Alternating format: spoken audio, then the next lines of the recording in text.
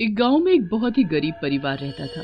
उस परिवार में रमेश, उसकी बीवी कमला और उनका 2 साल का बेटा नकुल रहता था। रमेश खुदाई का काम किया करता था, जिससे उसके घर का खर्च चल पाता था, पर वो इतना नहीं कमाता था कि वो और उसका परिवार एक अच्छी जिंदगी बिता सके। एक दिन जब रमेश रात को थका हारा घर आया तो आते ही कमला उससे बोली, आपको पता है ना, कल मुझे मायके जाना है, मुझे जाने से पहले कुछ पैसे दे देना। हाँ, मुझे पता है, पर आज जो कमाई हुई उससे घर का सामान ही आ गया, बल्कि थोड़े पैसे कम ही पड़ गए थे।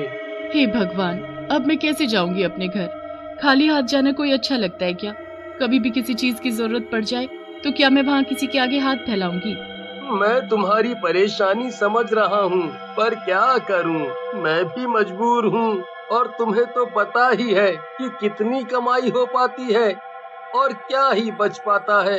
हाँ हाँ ठीक है, अब मैं क्या ही करूंगी, कहीं जाकर यही ठीक हो। कमला रोते हुए अंदर चली जाती है।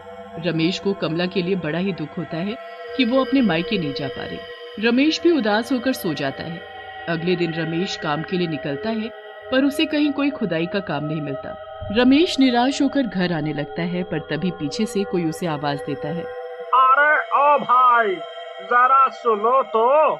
जी कौन? क्या आपने मुझे आवाज दी? हाँ भाई, तुमको ही बुला रहा हूँ, आओ।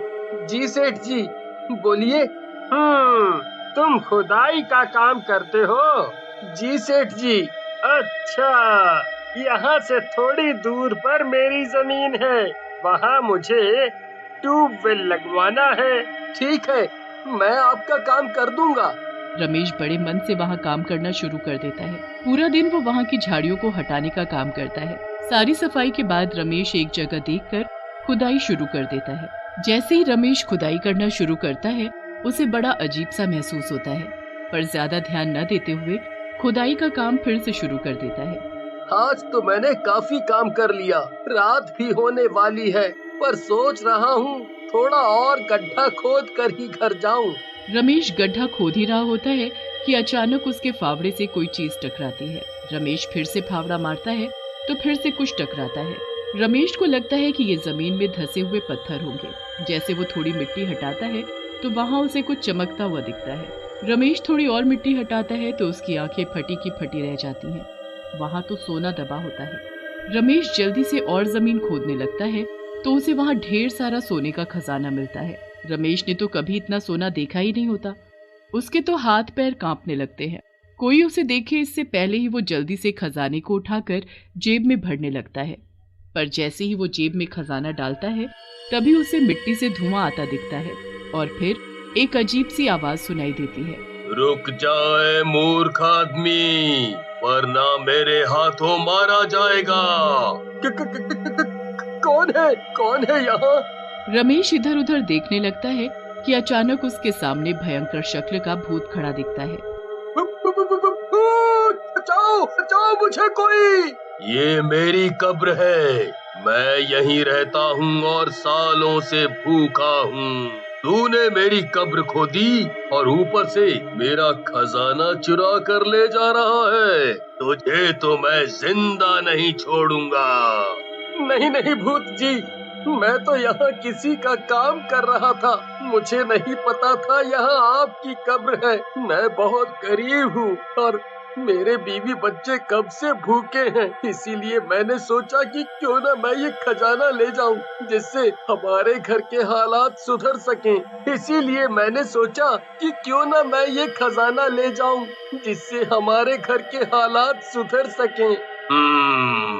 मैं तुझे ये खजाना दे सकता हूँ, पर एक शर्त पर। क्या शर्त भूत जी? अगर तुम रोज मेरे खाने के लिए कुछ लेकर आओ तो मैं तुम्हें रोज इस खजाने में से एक चीज दे दूंगा। क्या सच में? अगर ऐसा है तो जो तुम बोलोगे मैं तुम्हारे लिए वही लेकर आऊंगा। ठीक है, तो कल रात को मेरे लिए मिठाई लेकर आना, मेरा मिठाई खाने का मन है। रमेश बड़ा खुश होकर घर जाता है और अपनी पत्नी कमला को मिठाई बनाने को बोलता है। ये आपको आज क्या हो गया है? घर में खाने को नहीं है और आप मिठाई की बात कर रहे हो? ओहो, जो मैंने बोला है बस तुम वो करो। अभी मैं तुम्हें कुछ नहीं बता सकता, पर अगर तुम कल बढ़िया सी मिठाई बनाकर मुझे दे दोगी तो हमारे दिन बदल जाएंगे। मिठाई बनाने से कैसे दिन बदल सकते हैं? लगता है गरीबी ने आपको पागल कर दिया है। खैर कोई नहीं, घर में जो दूध रखा है उससे कल मैं आपको मिठाई बनाकर दे दूंगी। अगले दिन कमला मिठाई बनाकर रमेश को दे देती है। रात को रमेश मिठाई लेकर चुपके से उस भूत के पास जाता है। भूत जी आ जाओ, देखो मैं मिठाई ले आया हूँ। आखिर तुम मेरे लिए मिठाई ले ही आए। खुशबू तो बहुत ही अच्छी आ रही है। जल्दी ये मुझे दो, अब मुझसे रहा नहीं जा रहा।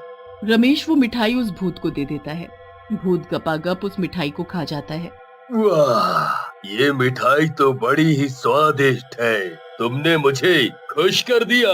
ये लो सोने के कंगन। जैसा मैंने कहा था मैंने वैसा ही किया। अब कल तुम फिर से मेरे लिए यही मिठाई लेकर आना तो मैं तुम्हें और खजाना दूंगा। रमेश कंगन को हाथ में लेकर बड़ा ही खुश होता है। उसकी तो जैसे सारी समस्या ही दूर हो जाती है। भूत अपनी कब्र में वापस गायब हो जाता है और रमेश कंगन लेकर घर आ जाता है। कमला सोने के कंगन देखकर बड़ी हैरान हो जाती है। रमेश कमला को सारी बात बताता है। दोनों बड़े ही खुश होते हैं। वो अपने घर का सारा सामान लेकर आते हैं और घर की सारी परेशानी दूर हो जाती है। अब कमला रोज रमेश को दूध की मिठाई बनाकर देने लगी थी। रमेश रोज रात को वो मिठाई लेकर भूत के पास जाता और भूत उस मिठाई को खाकर इतना खुश हो जाता कि वो रोज रमेश को खजाने में से एक सोने की चीज निकाल कर दे देता। धीरे धीरे रमेश नया घर ले लेता है और खूब अमीरों वाली जिंदगी जीने लगता है। कमला के भी ठाट बाट अलग ही हो जाते हैं।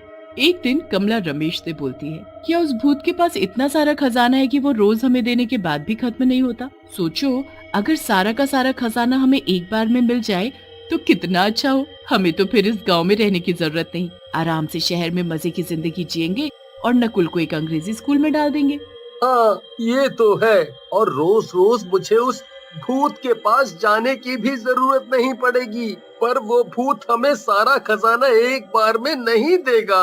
अरे कोई तो तरीका होगा, मुझे आज तुम सोचने दो, फिर मैं ही कुछ करती हूँ। कमला और रमेश के मन में लालच आ जाता है। अब दोनों सारा खजाना उस भूत से एक बार में लेने के बारे में सोचते हैं। कमला दूसरे गांव में एक तांत्रिक के पास जाती है और उसके पास जाकर झूठ मूठ कर रोने लगती है। बाबा मेरी मदद करो।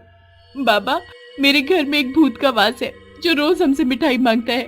अब हम क्या करें बाबा? आप ही ऐसा कुछ उपाय बताओ जिससे हम उस भूत को खत्म कर सके। मैं तुम्हें एक फबूत पढ़कर देता हूँ। तुम उस फबूत को मिठाई में मिलाकर उस भूत को खिला देना। मिठाई खाते ही वो भूत भस्म हो जाएगा। कमला उस तांत्रिक से भभूत लेकर घर आ जाती है और मिठाई में मिलाकर रमेश को दे देती है। अब इस मिठाई को खाते ही वो भूत भस्म हो जाएगा। रमेश मिठाई लेकर भूत के पास जाता है। आ गए तुम मिठाई लेकर। मैं कब से तुम्हारा इंतजार कर रहा था। आज तुमने आने में बहुत ही देर लगा दी।